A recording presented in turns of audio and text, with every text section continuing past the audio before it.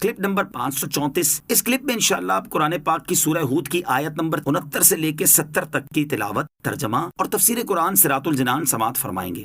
بسم اللہ الرحمن الرحیم۔ ترجمہ، اللہ کے نام سے شروع جو نہایت مہربان رحمت والا ہے۔ وَلَقَدْ جَاءَتْ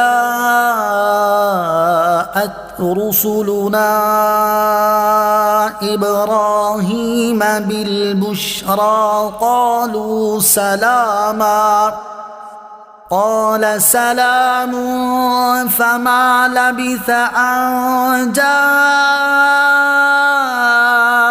بِعِجْلٍ حَنِيذٍ۔ ترجمہ، اور بے شک ہمارے فرشتے ابراہیم کے پاس خوشخبری لے کر آئے، انہوں نے سلام کہا تو ابراہیم نے سلام کہا، پھر تھوڑی ہی دیر میں ایک بھنا ہوا بچھڑا لے آئے۔ وَلَقَدْ جَاءَتْ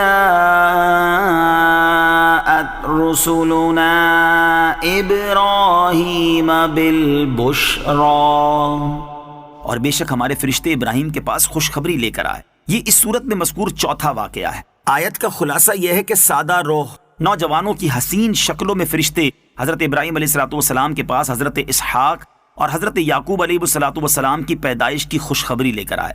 فرشتوں نے سلام کہا تو حضرت ابراہیم علیہ السلام نے بھی جواب میں فرشتوں کو سلام کہا، پھر تھوڑی ہی دیر میں حضرت ابراہیم علیہ السلام ایک بھنا ہوا بچھڑا لے آئے۔ مفسرین فرماتے ہیں کہ حضرت ابراہیم علیہ السلام بہت ہی مہمان نواز تھے اور بغیر مہمان کے کھانا تناول نہ فرماتے۔ اس وقت ایسا اتفاق ہوا کہ 15 روز سے کوئی مہمان نہ آیا تھا۔ آپ علیہ السلام کو اس کا غم تھا، اور جب ان مہمانوں کو دیکھا تو آپ علیہ السلام نے ان کے لیے کھانا لانے میں جلدی فرمائی۔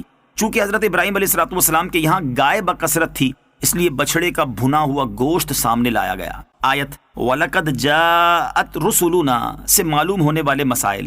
اس آیت سے 4 مسئلے معلوم ہوئے۔ نمبر 1، انبیاء کرام علیہ السلام کی ولادت بہت شاندار ہوتی ہے کہ ان کی بشارتیں پہلے دی جاتی ہیں۔ نمبر 2، فرشتوں کو رب تعالیٰ نے غیب کا علم بخشا ہے جس سے وہ آئندہ کی خبریں دیتے ہیں۔ نمبر 3، ملاقات کے وقت سلام کرنا سنت ملائکہ اور سنت انبیاء علیہ السلام ہے۔ نمبر 4، سنت یہ ہے کہ آنے والا سلام کرے۔ نوٹ: حضرت ابراہیم اور حضرت لوط علیہ السلام کے یہ واقعات اس سورت کے علاوہ سورہ حجر آیت نمبر 51 تا 77 اور سورہ الزاریات آیت نمبر 24 تا 37 میں بھی مذکور ہیں۔